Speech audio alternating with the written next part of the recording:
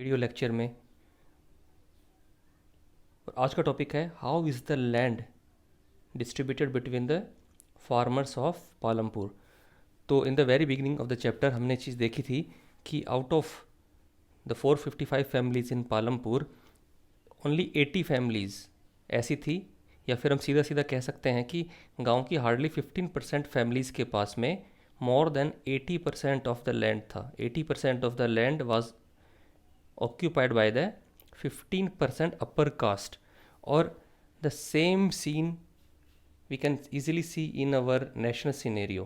अब एक चीज़ देखिए यहाँ पे, ये जो ब्लू लाइन है ये इंडिकेट करती है मार्जिनल फार्मर्स को। मार्जिनल फार्मर, अब ये मार्जिनल फार्मर्स कौन होते हैं ये हम नेक्स्ट स्लाइड में देखेंगे, लेकिन अभी आप इस डेटा को ध्यान से देखिए। ये है 1 लाख और ये है आपको आपको 3 ज़ीरोज़ इसके आगे ऐड करने हैं। जो भी है सबके आगे ऑटोमेटिकली 3 ज़ीरो ऐड हैं। तो 10 करोड़ फार्मर्स इंडिया में मार्जिनल फार्मर्स हैं who lives on the margin.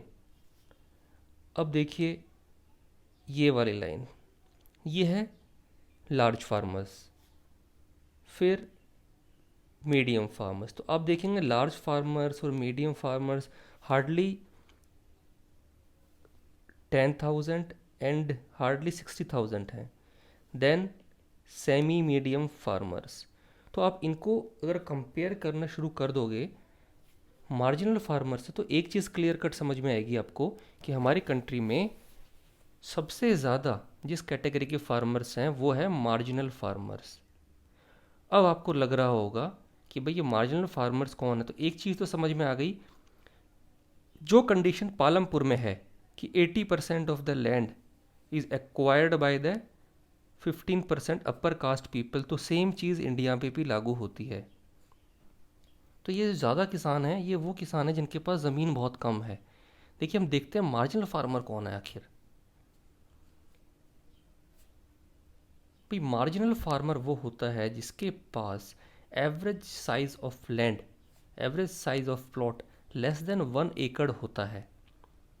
तो सोचिए आप इंडिया में, और लार्ज फार्मर कौन होते हैं as per the data of 2010-11, जिसके पास एवरेज ऑलमोस्ट 43 एकड़ मिनिमम लैंड साइज होता है।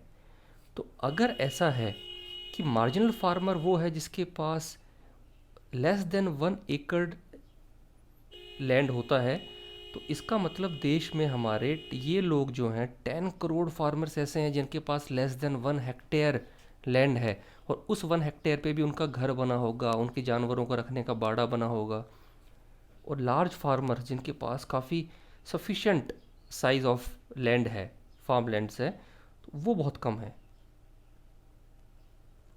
अब एक और डेटा है, ये देखिए आपके बुक से ही लिया गया है, distribution of cultivated area and farmers. इसमें आप एक चीज़ देखिए, ये जो येलो कलर है ये शो कर रहा है मीडियम एंड लार्ज फार्मर्स को। हमारी बुक में डेटा थोड़ा सा अलग दिया गया है। मीडियम एंड लार्ज फार्मर्स हमने सीधे सीधे उन सबको मान लिया है जिसके पास 2 हेक्टेयर से ज़्यादा ज़मीन है, और स्मॉल फार्मर्स और मार्जिनल फार्मर्स को हमने एक साथ इंक्लूड कर लिया है जिनके पास less than 2 hectare of farm land है। तो आप एक चीज़ देखिए, ज़्यादा ज़मीन किसके पास में है, मीडियम एंड लार्ज फार्मर्स। लेकिन जब हम नंबर वाइज काउंट करना शुरू करते हैं कि पॉपुलेशन वाइज ज़्यादा कौन है, तो पता चलता है स्मॉल फार्मर, ये सारे स्मॉल फार्मर्स हैं। तो कंट्री में number wise small and marginal farmers हैं वो ज़्यादा हैं, and medium, large and very large farmers बहुत कम हैं। एक और फिगर हम देख सकते हैं, इसको भी देख के काफ़ी कुछ समझ में आएगा। ये जो ब्लू कलर है ये मार्जिनल फार्मर्स को शो कर रहा है। तो जो टोटल लैंड होल्डिंग्स हैं, मतलब ज़मीन का मालिकाना हक जिनके पास में है, अगर हम देखें तो इंडिया की total 67% land holdings marginal farmers के पास में हैं। इसका मतलब ये भी कह सकते हो कि 67% फैमिलीज़ ऐसी हैं जो जिनके पास एवरेज साइज ऑफ लैंड बहुत कम है, बहुत ज़्यादा कम है। कितना कम है, लेस देन 1 हेक्टेयर। अब हमारा नेक्स्ट टॉपिक है who will provide the labour. Labour कौन प्रोवाइड करेगा गाँव में शहरों में? ऑफ कोर्स मार्जिनल फार्मर्स और वेरी स्मॉल फार्मर और स्मॉल फार्मर। जनरली यही लोग लेबर प्रोवाइड करते हैं। और ये लोग लेबर किसको प्रोवाइड करते हैं? In village. विलेज में तो ये जनरली जो लार्ज फार्मर्स होते हैं जनरली उन्हीं को ही लेबर प्रोवाइड करते हैं। और कभी कभी जो स्मॉल स्केल इंडस्ट्रीज़ भी किसी किसी गांव में शुरू हो जाती हैं, वहाँ भी ये लोग लेबर प्रोवाइड करते हैं। एंड समटाइम्स अगर कोई गांव किसी शहर के आसपास है तो उस टाउन या सिटी के अंदर भी कभी कभी ये मॉर्निंग में जाते हैं और इवनिंग में वापस आ जाते हैं। तो लेबर प्रोवाइड करने का काम है मार्जिनल फार्मर्स का, very small and small scale farmers का, इन तीनों का। अब है capital needed in farming. Capital means machinery, money and factory, electricity connection, water connection, insurance, ये सब कुछ हमारे कैपिटल में काउंट होता है। तो ये बहुत इंटरेस्टिंग डेटा है, आपको ध्यान उसी पे देना है जिस पे मैं बोलूँ, तो it will be very easy to understand. अब आप देखिए, जनरली जिनके पास land holdings less than 1 hectare है, ऐसे लोग जब कैपिटल की ज़रूरत इनको पड़ती है या फिर पैसा उधार लेने की ज़रूरत पड़ती है तो किसके पास जाते हैं? ये लोग जाते हैं 40% of the time money lender के पास। And it is the worst thing. ये सबसे ख़राब चीज़ है, क्योंकि मनी लेंडर आपको इजीली पैसा उधार दे देगा क्योंकि वो आपके गांव वाला इंसान होगा, कोई बड़ा सेठ होगा जिसको आप जानते हैं। लेकिन वो इतना ज़्यादा इंटरेस्ट आपसे लेगा कि आप 10,000 रुपये लेंगे और वापस 50,000 करना पड़ेगा। सबसे इजी कौन सा होता है, सबसे अच्छा कौन सा होता है क्रेडिट? बैंक। बैंक के पास ये लोग 27% जा रहे हैं। चलिए अब हम इसको रिवर्स कर देते हैं। ऐसे फार्मर्स जिनके पास लैंड होल्डिंग्स 10 हेक्टेयर से ज़्यादा की है, वो कितने जाते हैं, किसकी ज़्यादा किसके पास जाते हैं? देखिए वो ज़्यादा जाते हैं बैंक के पास, क्योंकि बैंक उनको, देखिए बैंक के पास कम क्यों जाते हैं ये लोग मार्जिनल फार्मर्स? बिकॉज बैंक को भी, बैंक एक प्रॉफिट मेकिंग इंस्टीट्यूट है। वो चाहेगा कि अगर वो आपको 100 रुपीज़ दे रहा है तो आप अगर एक फार्मर हो तो भी ठीक है, एक इंडस्ट्रियलिस्ट से वो 160 रुपीज़ ले सकता है इन रिटर्न, आप फार्मर हो तो 120 लेगा। बट वो ये कभी नहीं चाहेगा कि वो एक ऐसे इंसान को लोन दे जो उसके लोन को डुबो दे और फिर 2 साल बाद गवर्नमेंट कहे कि चलो इन सब का लोन माफ़ कर देते हैं। बिकॉज बैंक भी क्या करता है, बैंक तो इसी एक प्रिंसिपल पे चल रहा है कि वो ए से पैसे लेता है 100 रुपीज़, ये बैंक है, और वो बी को पैसे दे देता है उसमें से 60 रुपीज़, और जो इंटरेस्ट ए को इंटरेस्ट कम देगा, बी से इंटरेस्ट ज़्यादा लेगा, और जो डिफरेंस होगा वो बैंक की इनकम होगी। और भी बहुत सारी एक्टिविटीज़ होती हैं बैंक की, बट जनरली यही कॉन्सेप्ट काम करता है। तो आप देखिए बैंक से लोन किसको मिल रहा है? अच्छा, बैंक लोन की खास बात क्या होती है? इंटरेस्ट रेट जो है ना वो बहुत लो होता है, वेरी लो। एंड एक बार पेपर वर्क थोड़ा ज़्यादा होता है, paper work, except paper work, बाकी आपको कभी एक्सप्लॉयटेशन नहीं होगा। एक्सप्लॉयटेशन का तो आप भूल जाइए। बट बैंक भी क्या होता है, ऐसे स्मॉल फार्मर्स को लोन देने से बचता है। वो आपसे ऐसे डॉक्यूमेंट्स मांग लेगा जो आपके पास होंगे ही नहीं, आपको चक्कर कटवाएगा। तो देखिए कितना अजीब चीज़ है कि जिसको सबसे ज़्यादा बैंक से लोन चाहिए वो यही तो है, marginal farmers, very small and small farmers. लेकिन बैंक लोन किनको दे रहा है ज़्यादा? Very big farmers, big farmers. तो कैपिटल की रिक्वायरमेंट कैसी होती है? देखिए कैपिटल आपके पास नहीं होगा तो ना तो आप हाई यील्डिंग वैरायटी सीड्स खरीद पाएंगे, क्योंकि ट्रेडिशनल सीड्स के अपोजिट आपको हाई यील्डिंग वैरायटी सीड्स हर साल चेंज करने पड़ते हैं, हर साल आपको नए खरीदने पड़ेंगे। देन ना आप इलेक्ट्रिसिटी कनेक्शन के लिए अप्लाई कर पाएंगे, उसके लिए भी पैसा चाहिए। ना आप मशीन यूज़ कर पाएंगे या परचेज़ कर पाएंगे, ना आप स्टडीज़ कर पाएंगे अगर आपको अपने बच्चों को भी पढ़ाने के लिए कहीं भेजना है, अगर आपको क्रेडिट नहीं मिलता है तो ऑन ईजियर टर्म्स। तो छोटी छोटी चीज़ों के लिए पैसे की ज़रूरत पड़ती है, और थोड़ा सा पैसा किसी इंसान को आगे कोई नई चीज़ें करने के लिए मोटिवेट करता है। देखिए याद कीजिए आप वास्को डी गामा को एंड कोलंबस को, Columbus and Vasco D gamma. आपको क्या लग रहा है इन्होंने जो सी रूट से इंडिया को और अमेरिका को डिस्कवर किया यूं ही हो गया? जी नहीं। यूरोपियन किंग्स ने, स्पेशली पोर्तुगीज़ किंग ने इनको बहुत पैसा डोनेट किया, पूरी हेल्प की। उन्होंने कहा मैं आपको पैसा दूंगा लेकिन आप कुछ प्रॉफिटेबल डिस्कवरीज कीजिए हमारे लिए। और डेफिनेटली जब आप किसी को पैसा देते हो, out of 10 times 7 to 8 times fail होने के चांसेस होते हैं, बट 1 या 2 टाइम भी अगर आप सक्सेसफुल हो जाते हैं तो इन लॉन्गर टर्म्स वो 7-8 टाइम का फेलियर भी आप भूल जाएंगे, वो भी रिकवर हो जाएगा। लेकिन यहाँ तो हम इनको लोन देना ही नहीं चाह रहे। देखिए बैंक से लोन कहाँ ले पा रहे हैं ये लोग, स्पेशली मार्जिनल फार्मर्स, हार्डली 27%। अब है sale of surplus farm products. अब पालमपुर में भाई देखिए, सरप्लस इंडिया में पहले सब्सिस्टेंस फार्मिंग होता था। इस सब्सिस्टेंस फार्मिंग में क्या होता है, we produce food grains only for self consumption. But पहले भी सरप्लस फार्मिंग का कॉन्सेप्ट था, लेकिन आज के अगर हम कॉन्टेक्स्ट में बात करें तो 2 टाइप की क्रॉप होती हैं भाई। पहली सेल्फ कंजप्शन एंड दूसरी फॉर मार्केट सेल। अब मार्केट में अगर आपको सेल करना है कुछ भी, तो हम इसको दूसरे तरीके से भी देख सकते हैं, कैश क्रॉप भी हम कह सकते हैं, कैश क्रॉप्स। तो कैश क्रॉप जो होती है just like rubber, jute, T, ये तो कंप्लीटली मार्केट में सेल करने के लिए होती है। लेकिन जो सेल्फ कंजप्शन के लिए जो नॉर्मली होती हैं, for example wheat, rice, bajra, आजकल फार्मर्स के पास में due to the green revolution's effect ये सरप्लस इसका इतना ज़्यादा हो जाता है कभी कभी कि दे डिसाइडेड कि हम इस सरप्लस को मार्केट में बेचेंगे। भाई आपके पास 100 बैग्स ऑफ वीट हो गया, आपने 20 बैग्स अपने खाने के लिए रखा, ठीक है, 20 बैग्स सेल्फ, आपने 10 बैग्स रखा कि नेक्स्ट ईयर हम एज ए सीड यूज़ करेंगे, अगर आप ट्रेडिशनल सीड यूज़ करते हैं तो।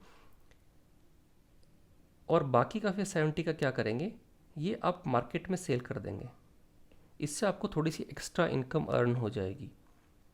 तो जो सरप्लस है भाई, पहले के पुराने ज़माने में सरप्लस को या तो सेल्फ कंजप्शन के रखा जाता था, या सीड्स के फॉर्म में रखा जाता था, या फिर एक्सचेंज होता था, exchange of goods. Exchange of goods को हम क्या कहते थे, बार्टर सिस्टम, बार्टर सिस्टम। तो वो तो होता नहीं आजकल। तो इस सरप्लस को हम क्या करते हैं, आजकल मार्केट में निकालने लग गए हैं लोग, ताकि उनकी जो कॉस्ट ऑफ प्रोडक्शन है वो कम हो जाए। भाई अगर आपने इसको मार्केट में बेचा तो आपको दाम कम मिले ज़्यादा मिले, बट इनकम तो होगी ना। और वो जैसे ही आप इसको मार्केट में बेचेंगे तो आपने जो भी क्रेडिट उधार लिया है मनी लेंडर से, शॉपकीपर से, रिलेटिव से, आप उसको रिटर्न बैक कर सकते हैं। अब देखिए, नॉन फार्म एक्टिविटीज़ इन पालमपुर और in any given Indian village, small scale manufacturing like soap making. भाई गाँव में आजकल ये होने लग गया है, सोप मेकिंग, या कोई पतंगे बनाने का काम शुरू कर देता है, या फिर अगर आपने देखा होगा पोट्स बनाने का काम होता है, मटके वगैरह। Dairy, it is the most favourite non farming activity और farming relative activity in India. और आपको पता है India is the first country in milk production. तो डेयरी एक ऐसा काम है, क्योंकि डेयरी के अंदर जो मेन चीज़ चाहिए होती है वो होता है चारा, फोडर, और इंडिया इज़ एग्रीकल्चर कंट्री। तो जो भी रिमेन्स होते हैं एग्रीकल्चर के, उसको हम चारे की फॉर्म में, फोडर की फॉर्म में यूज़ कर सकते हैं। And animals also provides useful products, animal products. ये हमारी कॉस्ट ऑफ लिविंग कम कर देते हैं, क्योंकि दूध, दही, घी, आपको जो महंगे आइटम्स हैं वो घर में ही अवेलेबल हो जाते हैं। और ये एक्स्ट्रा इनकम का भी सोर्स है, एक्स्ट्रा इनकम, क्योंकि जितना आप खाते हैं उसके अलावा जो बच जाता है उसको आप मार्केट में सेल आउट कर सकते हैं। Transportation in last 15-20 years, almost all villages, not all but almost all villages has been connected by the road. हाँ, रोड की कंडीशन बीच बीच में कहीं से ख़राब हो जाती है, वो अलग बात है, बट इंडिया के अंदर रोड कनेक्टिविटी अब पहले से बहुत अच्छी हो गई है। और पालमपुर की भी यही कहानी। अभी रोड कनेक्टिविटी देखो, अगर कोई आपसे पूछे किसी जगह पे आपको एजुकेशन, रोड, इलेक्ट्रिसिटी, क्या चीज़ पहुंचानी है सबसे पहले, एम्प्लॉयमेंट, तो सीधा सा आंसर है रोड। आप तो कनेक्ट कर दीजिए किसी भी जगह को, जितनी अच्छी कनेक्टिविटी होगी उस प्लेस का डेवलपमेंट उतना क्विक होगा। आप याद कीजिए कुछ साल पहले चाइना ने एक साथ 270+ बुलेट ट्रेन्स एक साथ चलाई थी, और उस साल के पहले का चाइना का डेवलपमेंट और बाद का आप कंपेयर करके देखिए, दिन और रात का फ़र्क मिलेगा आपको। तो कनेक्टिविटी से होता क्या है, आपके यहाँ पे शॉपकीपर्स भी आना शुरू हो जाते हैं आसपास के शहरों से, कि चलो भाई वहाँ पे गांव है, कनेक्टिविटी अच्छी है, वहाँ एक दुकान खोल लेते हैं, मोबाइल शॉप या फिर ग्रोसरी शॉप। फिर कुछ टैक्सी भी चलना शुरू हो जाती है, प्राइवेट बसेस भी शुरू हो जाती हैं। फिर जो डेयरी वाले होते हैं वो मिल्क कनेक्शन के लिए भी आना शुरू हो जाते हैं। मैन्युफैक्चरिंग के लिए भी छोटी मोटी फैक्ट्री लोग लगाना चाहते हैं, क्योंकि गांव में ज़मीन सस्ती मिल जाती है और चीप लेबर मिल जाता है। तो फैक्ट्री ओनर को भी फ़ायदा होता है, विलेजर्स को भी फ़ायदा होता है। तो देखिए पालमपुर में ये नॉन फार्मिंग एक्टिविटीज़ होती हैं और बाकी गाँव में भी होती हैं, जैसे साइकिल पंचर की दुकान हो गई, या जो असेंशियल फूड आइटम्स और नॉन फूड आइटम्स होते हैं उनकी शॉप हो गई, ये इजीली अवेलेबल है। अब इस चैप्टर के एंड में हम देखते हैं what is economic. Economics is a social science concern with the production, distribution and consumption of goods and services. Economics क्या है, क्योंकि हमने इकोनॉमिक्स का फर्स्ट चैप्टर पढ़ा है। तो भाई इकोनॉमिक्स क्या है, किसी भी चीज़ का प्रोडक्शन हम करते हैं, फिर प्रोडक्शन होगा तो फिर डिस्ट्रीब्यूट भी होगा, क्योंकि वो कंजप्शन के लिए बना है। Distribution and then consumption. अभी किस चीज़ का प्रोडक्शन होगा, आइदर गुड्स लाइक बिस्किट और services like teaching, medical facilities, restaurant. ठीक है, तो इनका प्रोडक्शन कैसे हो रहा है, डिस्ट्रीब्यूशन कैसे हो रहा है, कंजप्शन कैसे हो रहा है, इसकी जब स्टडी हम करते हैं उसको कहते हैं इकोनॉमिक्स। और it studies how individuals, business, governments and nations make choices on allocating resources to satisfy their wants and needs, trying to determine how these groups should organize and coordinate efforts to achieve maximum output।